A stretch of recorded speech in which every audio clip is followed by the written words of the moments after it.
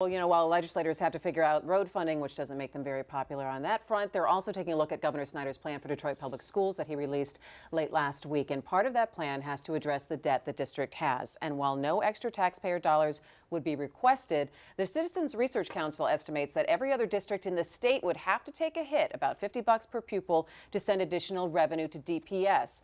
Other districts aren't happy about this, and this really leads to kind of a bigger issue. Is there such a thing as Detroit fatigue, and is it just regional or is it statewide? And Nolan, I'm going to start with you on this. Yeah, I think there was a little golden period last year when people got enthused and excited about helping Detroit, and they saw the opportunity to finally get the city off its, on its feet and become a contributor rather than a drain on state resources.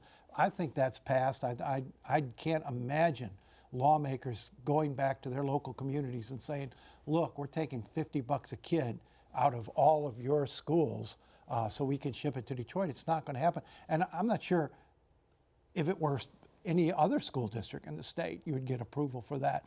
These districts are operating for the most part on shoestring budgets. Giving up an extra $50 is a lot to ask of them. I think they're going to have to find the money outside the school aid fund. They may have to bond for it, but I just don't see lawmakers supporting any proposal that robs all of these other districts to pay Detroit. Do you believe there is such a thing as Detroit fatigue? Well, I mean, there may be, and we can talk about how appropriate that is or is not. I mean, this is the largest city in the state. It's still the economic engine of the state. If the governor himself has said over and over again, if Detroit's not healthy, Michigan will not be healthy. People have got to get used to this idea that this is part of the state. There's not Detroit and everything else, or everything else in Detroit. It's all one state, and it all rises or falls together.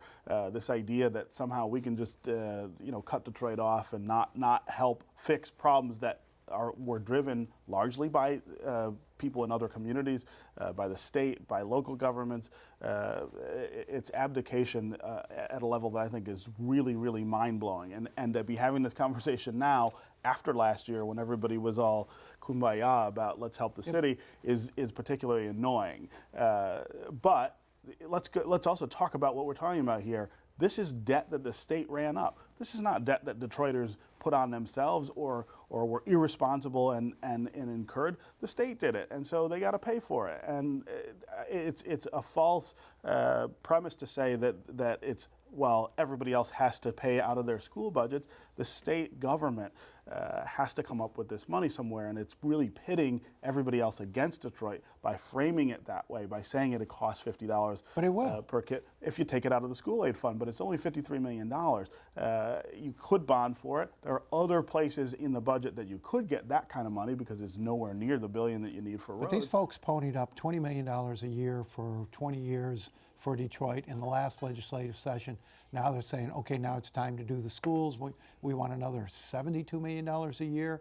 I just don't see it happen. I think there is Detroit fatigue. I'm not saying whether they should do it or shouldn't do it. I agree that the debt belongs to the state.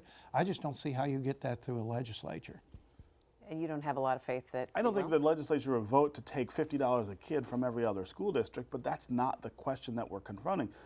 That's the proposal. But the question that the legislature needs to confront is, will the state be responsible for something that it did? And what if you don't? What if you don't do that? Let's look at what happens if Detroit defaults on that debt. It's the state who's responsible for it anyway. So now you're talking about it costing 1.5, maybe 2 times what you owe now. There's no alternative about paying it or not paying it. It's a question of how you pay it. You could also make the argument, though, that if you do not get Detroit Public Schools up to par, then all the work that you have done previously through the bankruptcy, you're not going to be able to sustain and grow the city anyway. So then you could say all that was done for naught anyway. But you have to convince them that this plan will get Detroit Public Schools up to par.